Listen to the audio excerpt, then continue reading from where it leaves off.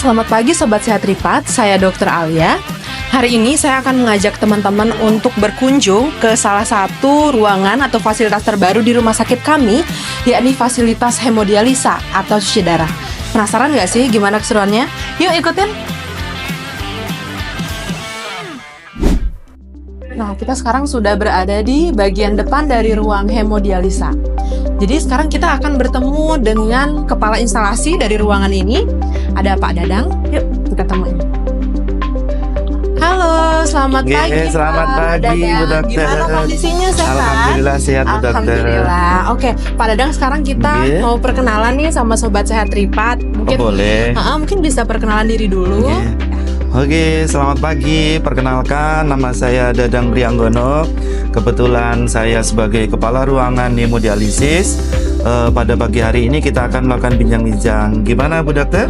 Oke, jadi mungkin Sobat Sehat Ripat pengen tahu tentang fasilitas terbaru di rumah sakit kita ini. Ya, Oke, siap, Bu Dokter. Mungkin dari awal dijelaskan tentang profilnya dulu, kemudian ada fasilitas apa aja yang terdapat dalam ruangan ini, silakan. Oke, siap, Bu Dokter. Jadi di rumah sakit Tripat ini, unit hemodialisis adalah salah satu pelayanan terbaru. Jadi kita di sini akan ada beberapa ruangan yang nanti akan kita review, mulai dari depan sampai dengan fasilitas yang ada di sini. Kita mulai dari depan dulu ya? Oke, boleh. Silakan, Bu Dokter. Siap. Ini ada berapa ruangan nih di bagian depan nih, Pak Dadang? Kalau dari dua ini, di sini terdapat dua ruangan, Bu Dokter. Yang pertama adalah administrasi, yang mana dia digunakan untuk melakukan pendaftaran pasien untuk HD, pasien baru maupun dari pasien yang lama, Bu Dokter. Oke, jadi ini ruang administrasi dan registrasi ya. Oke, mumpung sekarang kita lagi ada di depan ruang administrasi dan registrasi, sekalian Pak Dadang bisa jelaskan alur pelayanan dari pasien HD ini seperti apa? Boleh, terima kasih. Jadi adapun alur pelayanan pasien HD, kita ada beberapa pasien. Yang pertama nanti ada namanya pasien reguler, jadi yaitu pasien yang rutin melakukan HD. Nanti biasanya itu terjadwal seminggu, biasanya 2 kali. Kalau hari Senin, nanti gandengnya hari Kamis, ataupun nanti Selasa, Jumat, kemudian Rabu dari Sabtu, itu dari pasien reguler. Kemudian nanti dari pasien rawat inap apabila memerlukan untuk melakukan situ, atau dari permintaan dari pasien dari rawat inap, ataupun nanti juga ada pasien juga yang datang dari luar, itu adalah pasien traveling. Jadi dia membawa surat rujukan traveling itu untuk melakukan HD di rumah sakit Gerung ini. Oke, jadi ada beberapa entry point ya. Jadi ada beberapa jalur masuk untuk bisa layanan HD ini. Betul. Jadi administrasi registrasi ini khususnya untuk pendaftaran dan alur pelayanan dan lain sebagainya ya. Siap. Oke, ini ruang konsultasi. Untuk konsultasi ini di sini ada Bu Dokter spesialis penyakit dalam. Beliaunya nanti sebagai penanggung jawab untuk unit HD. Nanti lebih enaknya nanti akan sama beliaunya langsung. Ya, oke. Nanti kita berbincang-bincang sama dokter spesialis penyakit dalamnya ya, Sobat Sehat Ripat. Sekarang kita lanjut dulu review ruangan yang lain. Yuk. Oke, mari.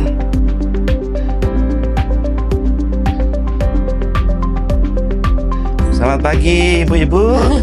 Mari dokter. Oke, mungkin bisa dijelaskan ini ada island atau table apa nih?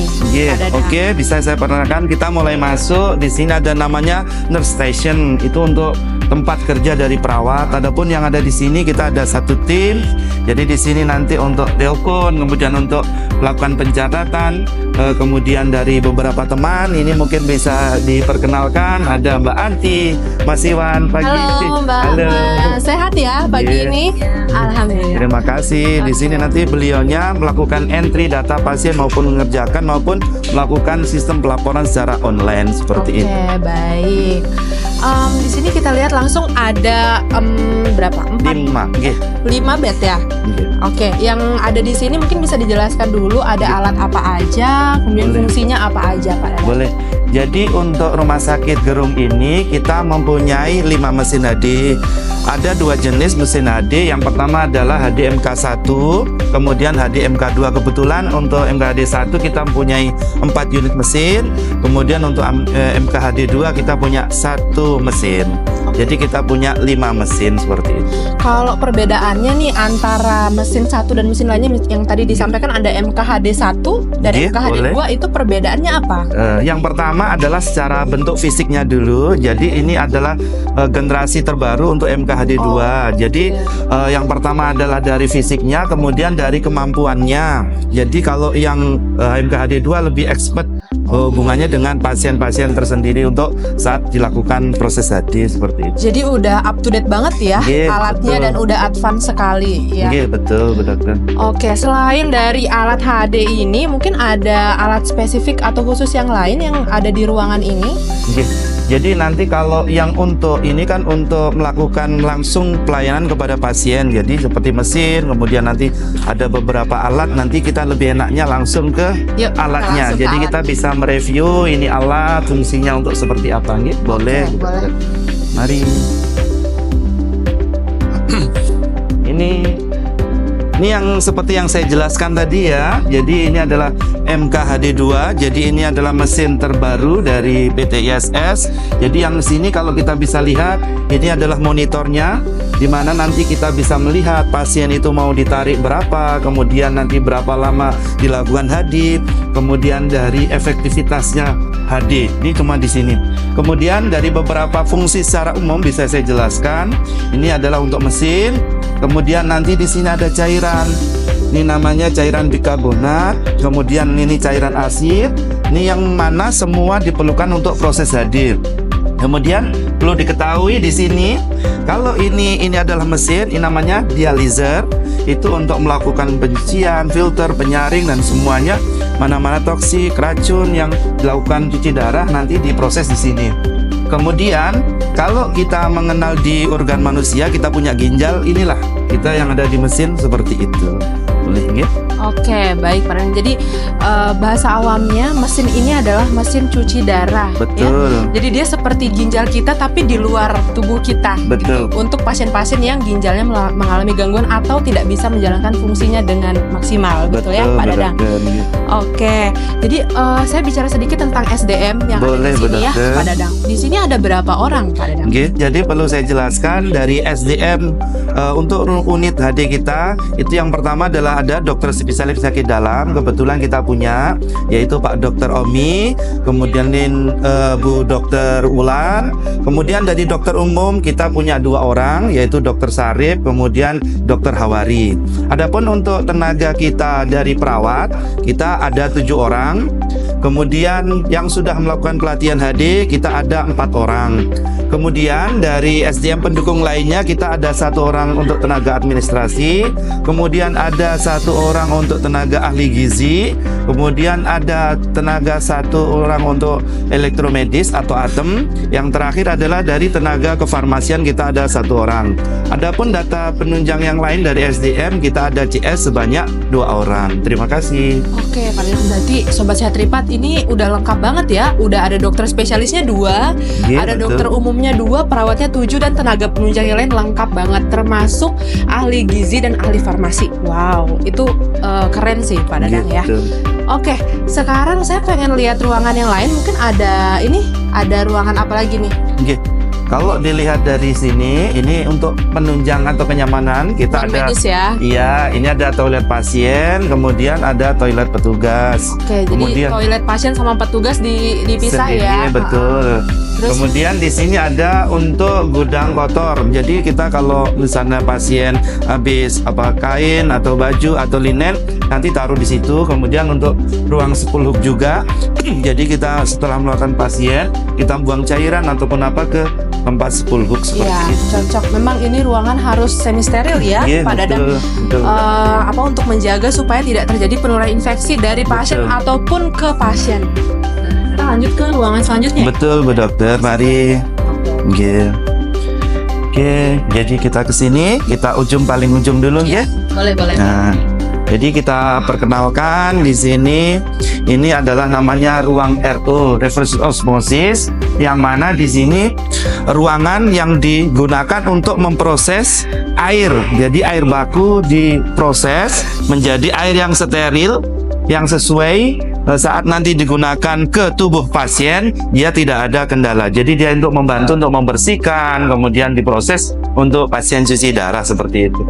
Okay. Jadi memang air yang digunakan untuk cuci darah sobat saya kita bukan air biasa ya, Okay. bukan air keran atau bukan air minum. Jadi kita Okay. proses sendiri supaya airnya benar-benar steril, siap digunakan untuk cuci darah. Okay. Ini ruangannya Okay. nih, keren kan? Okay. Oke. Okay. Lanjut yuk ke ruang Okay. selanjutnya. Kalau ini selanjutnya adalah ruangan petugas ya. Ini seperti itu standar. Kemudian petugas. Kemudian kita menuju tempat yang selanjutnya adalah kita menyiapin satu ruangan untuk ruangan CAPD. Siap. Mari di sini. Standar kita untuk saat ini kita masih menggunakan dari Phantom atau model. Jadi di sini salah satu pasien, Mungkin boleh. bisa dijelaskan nih apa aja fungsinya, terus Oke, boleh. Jadi perlu saya jelaskan di dalam ruangan CAPD sini itu kita ada Phantom. Yang pertama adalah kita cairan yang mana yang mau akan digunakan. Jadi secara umum cairan untuk pasien CAPD dia ada dua, Bu Dokter. Ini kalau boleh kita lihat, ini sesuai dengan konsentrasinya. Di sini ada yang satu konsentrasi 2,5%. Kemudian ada cairan lagi juga konsentrasinya dia yang 1,5%. Ini yang low.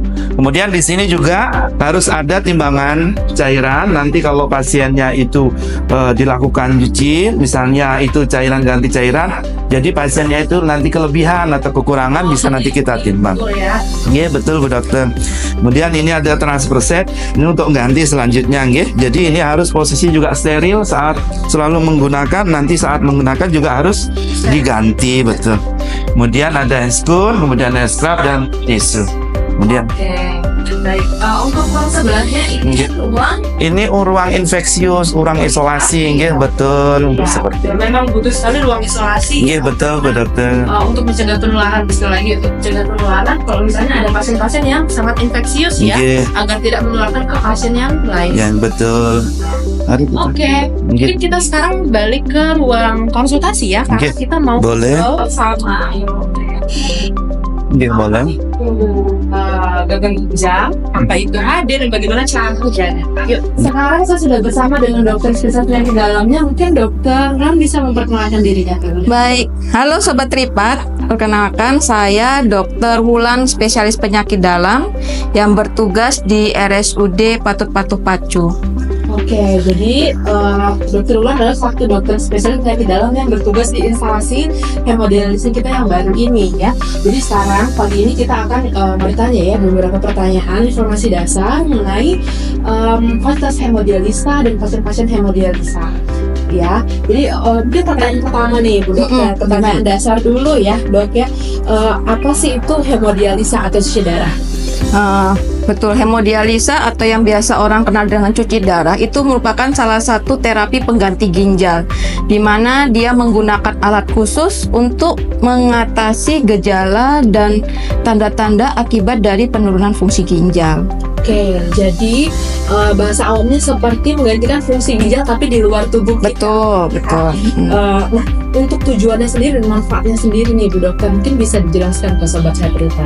Baik, banyak tujuan dari cuci darah atau hemodialisis itu sendiri adalah menggantikan fungsi ginjal dalam fungsi untuk ekskresi atau mengeluarkan. Karena kalau sudah fungsi ginjal itu terganggu, maka racun-racun yang tertumpuk di dalam tubuh dia harus dibantu dalam mengeluarkannya. Nah, untuk membantu itu adalah salah satunya dengan hemodialisis atau cuci darah. Kemudian dia menggantikan fungsi ginjal dalam mengeluarkan cairan tubuh. Dan salah satu tujuannya juga sebetulnya adalah meningkatkan kualitas hidup pasien. Ya, betul. Karena ada beberapa pasien yang menyangka bahwa dengan cuci darah berarti akhir hidup. Padahal bukan. Stigma ya? Iya, betul. Stigma itu yang harus dirubah. Dihapuskan masyarakat. Bahwa dengan cuci darah atau hemodialisis sebetulnya adalah kita membantu meningkatkan kualitas hidup pasien. Jadi jangan takut untuk hemodialisa ya nih buat sobat sehat Tripat. Oke, pertanyaan selanjutnya itu kira-kira kapan sih atau indikasi apa pasien itu dilakukan hemodialisa? Hemodialisis dilakukan jika kita anggap fungsi ginjalnya sudah tidak mampu untuk melaksanakan fungsinya, sehingga harus kita bantu dengan alat, yaitu dengan cuci darah. Dan yang memang ada beberapa kriteria dalam melakukan cuci darah. Salah satunya sudah terjadi penurunan fungsi ginjal. Nah, akibat dari penurunan fungsi ginjal itu sendiri, maka racun-racun yang dalam tubuh sudah tidak mampu lagi ginjal melakukannya sendiri, makanya harus dibantu dengan alat. Dan yang memang tidak sembarangan kita melakukan cuci darah, harus ada indikasi dan kriteria kapan dilakukan cuci darah. Iya, untuk pasien-pasien yang kriterianya terpenuhi nanti baru dipertimbangkan untuk Betul. dilakukan cuci Cuci darah darah, atau betul. hemodialisa ini ya. Mungkin ada yang penasaran nih ya, mungkin sobat sehat Tripat, gimana sih sebenarnya cara kerja nih alat-alat cuci darah itu, apakah seserem itu, Dok? Mungkin bisa dijelaskan ya soalnya. Baik, secara ringkasnya mungkin untuk dilakukan cuci darah atau hemodialisis, pertama-tama pasti akan kita lakukan pemasangan alat untuk membantu memasukkan sejenis jarum supaya dia akan terhubungkan dengan mesin cuci darah. Jadinya karena orang beranggapan cuci darah itu dia operasi dipasang alat, nah ternyata itu bukan seperti itu. Jadinya kalau kita bilang dia memang akan dipasang alat supaya dia tidak langsung tertusuk di dalam tubuhnya. Dari alat itulah nanti kita akan menyambungkan dengan mesin. Kemudian darah akan dialirkan ke mesin, kemudian nanti darah yang bersih akan dialirkan lagi ke dalam tubuh, sehingga kita harapkan racun-racun yang ada di dalam darah sudah terbersihkan dengan bantuan alat tersebut, sehingga darah yang sudah terbersihkan itu yang akan masuk ke dalam tubuh lagi. Iya, tentu saja tadi langkah-langkah tadi itu semua dilakukan dalam proses yang steril ya. Betul. Karena untuk mencegah infeksi dari pasien ataupun ke pasiennya, gitu ya. Mungkin ada pesan-pesan nih untuk dokter, dari dokter untuk ruangan ini atau untuk masyarakat luas di luar sana supaya jangan takut untuk dapat cuci darah kalau misalnya ada indikasi, ya Dok ya. Mungkin pesan saya bahwa proses dialisis itu bukan hukuman mati, tetapi dialisis itu adalah justru untuk meningkatkan kualitas hidup, untuk memperbaiki kualitas hidup pasien sehingga pasien bisa melakukan aktivitasnya sehari-hari. Mungkin itu aja sih yang ini. Setuju banget Dok. Jadi ini apresiasi juga ya untuk rumah sakit ini karena sudah bisa menyediakan alat yang tidak murah loh ya. Satu alat itu waduh mahal banget nih kalau disebut-sebut angka ya. Tapi itu fungsinya memang sangat krusial banget ya untuk masyarakat supaya bisa meningkatkan kualitas hidup masyarakat.